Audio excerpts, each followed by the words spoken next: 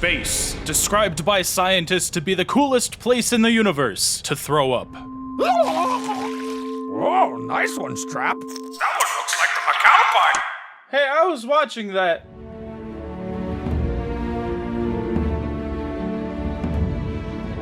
It's been nearly a decade since Bethesda's last open-world RPG with Fallout 4, if you even want to call it one of those, and it was a game that I enjoyed a lot back at launch. Turning my brain off, following the waypoints across these vast wastelands, and engaging in surprisingly competent gunplay was a lot of fun for someone who hasn't really played a lot of Western RPGs up till that point. Choices appeared like they mattered, but most of them just took me in the same direction regardless of what I chose, but I didn't really mind that. I was just along for the ride and the action. But as I got older and grew up alongside the standards for the video games that I play, I finally and very recently gave Skyrim and Obsidian's Fallout New Vegas a shot. Both games that I brushed off as being overrated and not all that exciting back when Fallout 4 was a new thing, almost purely because the gunplay didn't feel like a modern game. But now I finally understand what people saw in them. Part of this was due to my newfound fascination with this rare concept you see in video games called reading. Something that I would do when I was looking at a game analytically for a review, but not something I really did passively in a game. Ironically, a skill I gained for video games after playing through Fallout 1 and 2. Now, despite running on very similar engines, Skyrim and New Vegas aren't exactly the same when it comes to the amount of freedom offered to the player, but player progression and choices made in these two games compared to Fallout 4 is night and day, at least once you've gotten around to spending enough time with them, and this left me cautiously optimistic for Bethesda's newest game, the space game, as Todd has repeatedly called it. The space game. But before we delve deeper into that, I've got some bills to pay, so I'm gonna pass it off to past Trav Guy to thank today's sponsor. This trek through the stars was sponsored by Wanted Dead. Well, I'm not wanted dead.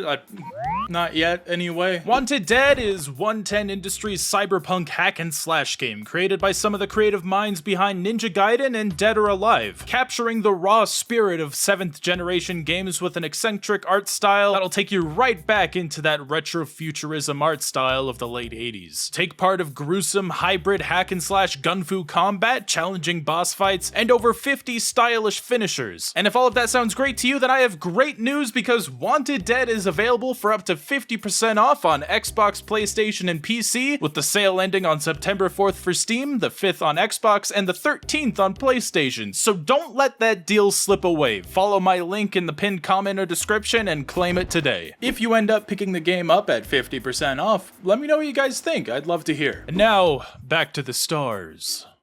Captain, do you require my assistance? Todd has also called it NASA punk, and maybe I'm just being a bit of a poser here, but that feels like a really strange way to describe what others would probably just call cassette futurism. I know that's usually meant to describe a future where we kept using magnetic tape and cassettes to keep track of data, but there's an aesthetic that goes along with it. YouTuber Superb Biscuits brought up a pretty good idea of how with the NASA space station and everything, it's incredibly cluttered, but everything has a purpose, which is definitely a design philosophy that they have brought into Starfield. Ships are very cluttered and there's tons of buttons, but there's an in-universe reason for it being like this. But when you call something punk, you're going way beyond just the aesthetic of something. This is a mostly unrelated tangent, I won't be on this for too long, but it really feels like they just saw the term cyberpunk and saw the art style that goes along with it and didn't think about anything else that the term punk entails with this sort of thing. Or at least that's what I thought when I first heard this term, because I haven't finished Starfield yet and haven't experienced all 9 gajillion stories that this game is trying to tell. If you're using punk to describe your game, then you're implying heavy themes of anti-corporatism and anti-authoritarianism. And getting to play Starfield, there's definitely some themes of at least space poverty, where you're supposed to think, oh dang, is this really a space utopia, that the term punk could definitely apply to. But so far, in my experience, it hasn't weighed too heavy on that. Even a lot of the space pirates that I would expect to be, you know, a bit punk, aren't trying to stick it to the man, and if anything, the pirates are portrayed more as, you know, bad guys. Who'd have thought?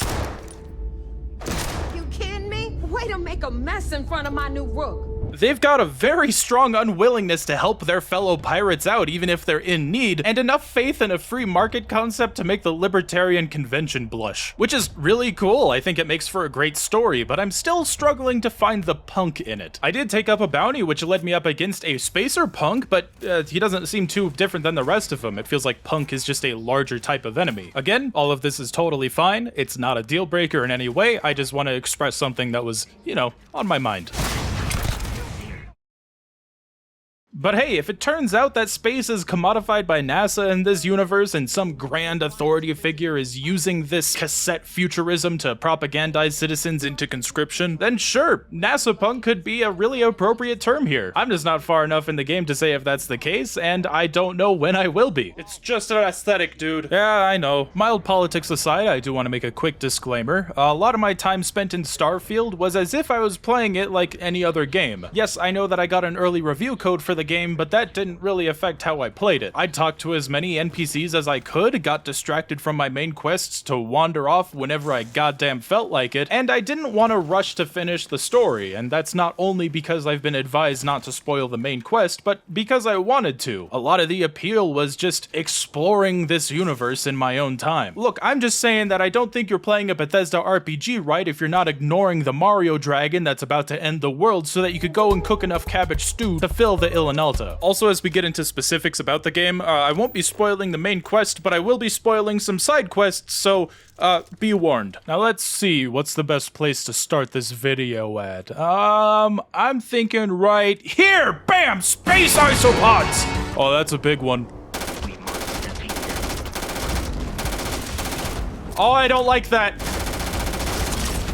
Consider this victory cause for celebration. Oh yeah, so this is my robot friend Vasco. I adopted him after his dad gave him to me, and now we're hunting space pirates so that we could get their leader to stop chasing me down. For whatever reason, he thinks that there's some super magic space loot in my cargo bays, and unless he's talking about these containers of cereal that I have laying around, I have no idea what he's talking about. This is also my ship, or at least it is now. I got it from Vasco's dad, and I could take this thing wherever I freaking want. Spaceflight felt pretty familiar using mouse and keyboard. You gotta move your cursor around this circle in the middle of your screen, which acts as a makeshift joystick. You can adjust your thrust forward and back, left and right, turn you left and right, and then Q and E let you rotate and spin around on your axis. But the interesting thing is that you need to allocate power to certain parts of your ship to make sure that they do what you need them to do. If you've ever played FTL before, first off, congrats on your computer science degree, you goddamn egg. And second off, this will feel pretty familiar to you. I just really wish that there was an option to sort of pause the game and adjust this manually with, like, say, clicking how much power you want where, because doing this on the fly the way that they ask me to is a little uncomfortable, though it does definitely raise the stakes in combat. You gotta adjust this yourself by holding down left alt and then using WASD to allocate power to the appropriate parts. It's intimidating. It took me a while to actually want to learn how to use, because I would just sort of brush it off thinking, yeah, I probably don't need to worry too much about that stuff, and then I end up getting shredded by the nearest space pirate. By the end of my time spent in Starfield for this video, I bought a bunch of guns and put them on scaffolding on the top of my ship that does equal damage to hulls and shields, so I'm just sort of barraging them, brute forcing enemies without having to think too hard about it. Yeah, it took me about 13 hours of gameplay before I finally decided to start, you know, caring about the space aspect of Starfield. It feels like I'm learning a completely different game, and I don't blame anyone for, you know, not caring too much about this the way I did. I was just in a pretty unique position because I chose a perk in the content creator that makes bounty hunters ambush me at random intervals across my time in the game. It's really cool, but it also forced me to understand the space part of it if I wanted to keep, you know, spending time with this character that I made. Part of that is also because I came across a ship in the middle of nowhere, and when I went inside, I lied my way into saying that I'm also a smuggler and will deliver their goods, but then actually kept it for myself and didn't expect them to hunt me down hours later into the game because they found out. They did. Well, well, well, if it isn't the consequences of my own actions. Oh, wait, where are my manners? Okay, so this is my character, Cassandra, a carryover from, well, actually, basically every character I play in a Bethesda RPG. All the Fallouts, in Skyrim, she was even a furry because I'm in deep denial of who I am as an individual. I'm not a furry, but they're really talented artists, he once said. She doesn't really have a character that I keep across all of these games. I usually just plot out my perks for a character that I see as myself. Yeah, I'm never beating the egg allegations, I know. Anyways, she comes from a cyberneticist background because I played Deus Ex once, and I think robot arms are really freaking cool. And I'm also gonna do some of these optional perks for my character. Wanted, Street Rat, and Alien DNA. Why not? Wanted being what I described before, where bounty hunters will just show up at certain times, but also comes with a perk where I can reason with other criminals because I can empathize with what it's like to feel wanted across the galaxy. We were cut from the same cloth. I heard that. Okay, so let's talk. And that's not all. Beyond just the random encounters, I had a bounty hunter show up to help fight off other bounty hunters that were trying to go after me, and then he tells me that because the bounty on my head keeps growing, that he wants to wait to cash out on me like I'm some living stock trade. That's fucking awesome. I went with Neon Street Rat because I thought Neon was like a perk or something. Turns out it's a city, and I'm a street rat from Neon. That's still pretty immersive. That's pretty accurate to who I was as a small child, dealing drugs, and nope, actually, hold on, don't put that in the video. And also Alien DNA because I didn't know what else to pick. I didn't want a caring family. I got daddy issues, so that wouldn't be too realistic. It's not like Alien DNA is any more realistic, but I start with more HP and stamina at the cost of barely healing from food items. We're talking maybe 2 to 4 HP at most by some of these. Bethesda, if you're listening to this, I've got a great idea that I'll give you for free, okay? I'm calling it Cosmic Rays. It'll be a perk that puts you in a world where they never accounted for how cosmic rays tend to flip bits in electronics. It'd be just like the classic Fallout's Jinxed perk. Everything's at risk of malfunctioning. Thanks to this cool collector's edition smartwatch I got from Vasco's dad, I could even track my own oxygen. It's actually just a glorified stamina meter that begins to fill with carbon dioxide if I run too much, but I think that's a neat way of representing how much I'm fucking dying on an alien planet. Never before have I been so excited to be suffering from carbon dioxide poisoning when I'm not already dealing with chemical burns and lacerations. I know that the post-processing effects are pretty scary once the CO2 starts getting into your bloodstream, but you don't actually start facing consequences of it until that red meter fills up all the way. Then your health just starts draining slowly. Buenos dias, space nerds! Get his ass, Vasco! Target eliminated. The gunplay is easily the best it's been in a Bethesda RPG so far. I remember hearing rumors a while back that they got id Software to help out with it. I'm not sure if I could say that's the case. I don't have any insider information there, I'm flying blind. But I mean, I guess if I pull out a double-barrel shotgun, go to Mars, and squint, it does kind of look like I'm ready to start ripping demons in half. They sure make me want to by putting my running speed higher than this guy's walking speed, but my walking speed slower than his walking speed. Why do games still do this? Just let me match his speed. Just like in their other games, sleeping is still incredibly overpowered. Even just resting a single hour is a full health restore. So when you're in a dungeon that also happens to have living quarters installed anywhere, just abuse that. Don't waste any of your healing items. You even get a nice little well-rested XP bonus that'll help you through these new and improved lockpicking minigames. Look guys, they finally made a new lockpicking minigame. Now I don't need to jiggle this keyhole to find the clitoris anymore. There's actual strategy and pre-planning here that can cost you practically 0 lockpicks if you know what you're doing. Or digipicks, same thing. Though the option is still there to let you brute force it if you have enough of them if you want to. But I'm a stickler for doing these things manually, and I enjoy the XP I get from them. Just find how one of the patterns on the right fits into the appropriate holes, line them up, and just enter them in the right sequence so that you're doing the outer ring first, gradually making your way to the center. And if you want to get good at figuring these out yourself, there's some perks that'll help you out, like this one that highlights every ring that the selected pattern is compatible with, helping you weed out patterns that just aren't compatible at all, because that's a thing with some of these more complex ones. And speaking of complex, not so much the skill tree. That is coming off the heels of playing Skyrim. So Skyrim did something that I think is actually really cool, where the skills that you can unlock are filtered by what the game deems that you're proficient proficient at. If you use one-handed weapons a lot, you're gonna have more skills to choose from for one-handed weapons. If you use heavy armor, you'll have a lot more options for heavy armor, so on and so forth. I think that this selective perk tree, for the most part, is a great way to have the player not feel too overwhelmed by the amount of options that the Dragonborn has, while also helping you just get better at what you excel at. Most of these choices are just stat upgrades to your rolls or limits, but there are the occasional game changers here that can make it a bit limiting and, at worst, demotivating if the player wants to try something new. Say you never wanted to use bows and arrows because your aim sucks, but then you find out dozens of hours later that there's a perk that lets you zoom in with your bow and arrow and even slow down time to steady your aim. That might make you want to make the shift to bows and arrows, but if you start putting skills into this with dozens of hours put into your game file, you're basically just wasting skill points on something that you can just make better that you've already been good at. You'd be better off just making a new character at that point.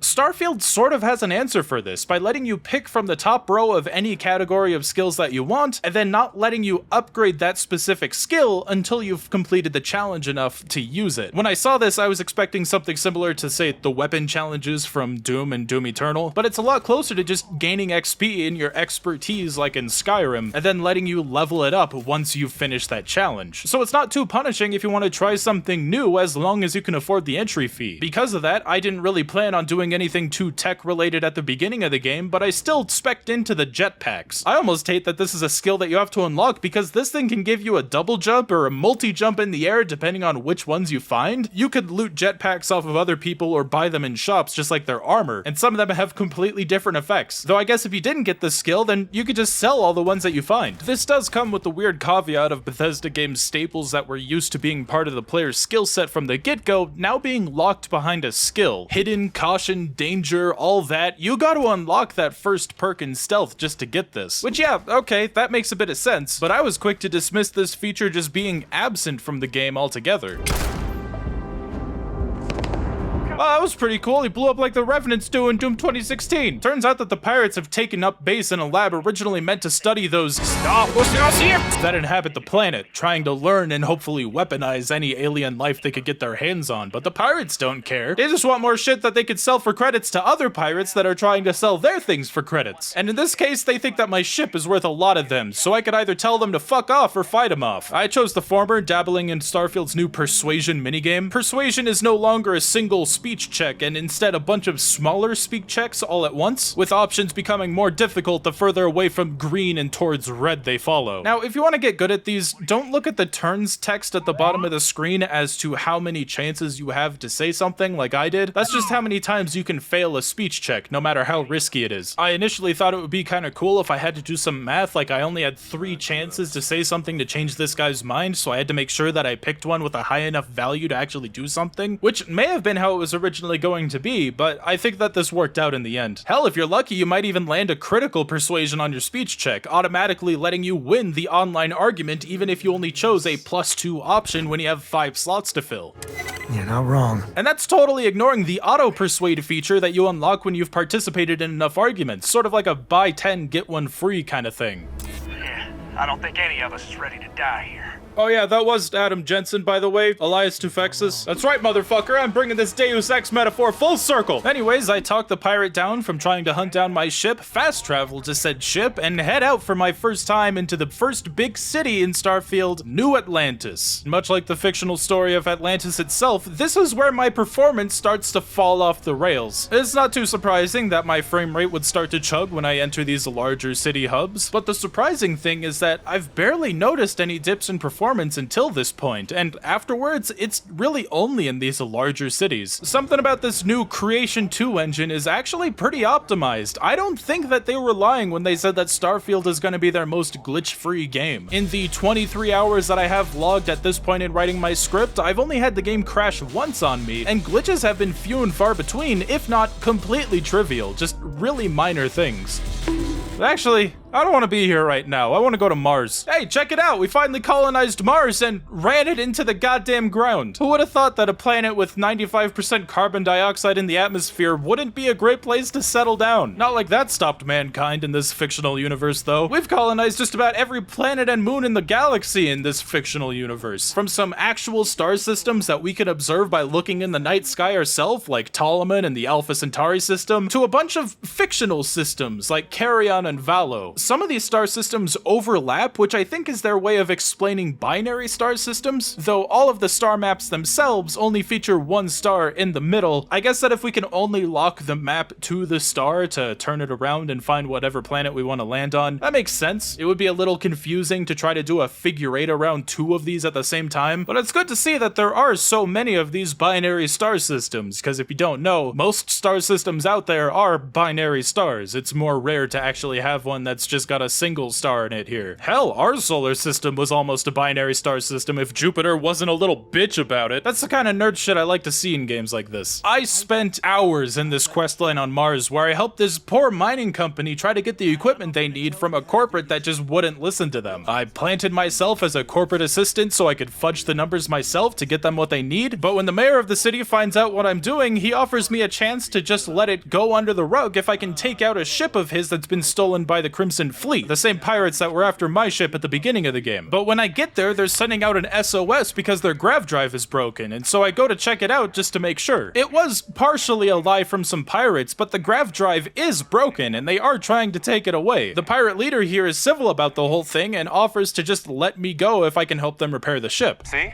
There can be honor among thieves. But as if I wasn't already convinced to let the ship go on and find a way to lie to the mayor, it turns out that one of his assistants was found dead on the ship before the Crimson Fleet even showed up. This is now evidence to take down a corrupt politician, but I also don't want to jeopardize getting the miners the equipment that they need. So I give them the parts they need to repair their grav drive, let them jump away, and blatantly lie to the mayor that I destroyed his ship and all the evidence on it. Not even questioning the woman who is dead inside of it because I didn't want to risk anything. Now I can approve the shipment for better gear and even approve some PTO time for some other workers that I don't know if they deserve it. I think everyone deserves some PTO. But oh damn, a disgruntled employee who was sent to pick up the delivered goods is now holding them hostage and very obviously is trying to lead me out to the middle of nowhere to kill me when he says he's taking me out to the delivery.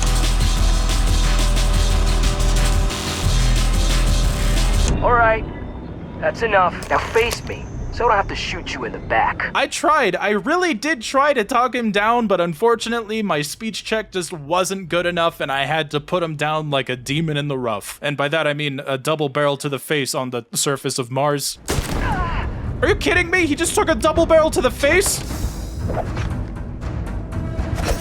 And that was just one of the gajillion side quests that Starfield immersed me in. This person accidentally bought a stolen ship, and now we gotta protect her from the bounty hunters that have been hired to kill her. Adam Jensen needs some help being a space cowboy, and now we're working together to create our own Deus Ex 5. I took up a bounty for some space punk out here and looted some of his contraband, not knowing it was contraband. Got myself arrested, but then was offered a second chance if I'm willing to work as a double agent inside of the Crimson Fleet to feed the space police intel on what they're doing. We ended up working together to fake the deaths of some of the pirates' high-profile targets so that I could win their trust over. But now that I'm buddy-buddy with these pirates, I can now sell the contraband that got me arrested and thrown into this questline to begin with, which ended up being such a great source of credits that I had to divide this up between all of the different pirate vendors because they just didn't have enough credits to buy them off of me. Is that Peanut Butter Gamer? We're seldom on 12, you normal boot! Fuck! I bought a really expensive gun off of one of them just so that they had enough to buy the rest off of me without, you know, wasting credits. I used this new fancy schmancy gun to help former President Franklin D. Roosevelt, and also Genghis Khan is here, which is a sentence that I swear makes more sense in context. I'm not gonna say any more besides that. This is one of my favorite side quests in the whole game that I've experienced so far, and again, this is all without touching the main quest line of the game. There is so much to do out there in the stars, and I cannot wait to spend hundreds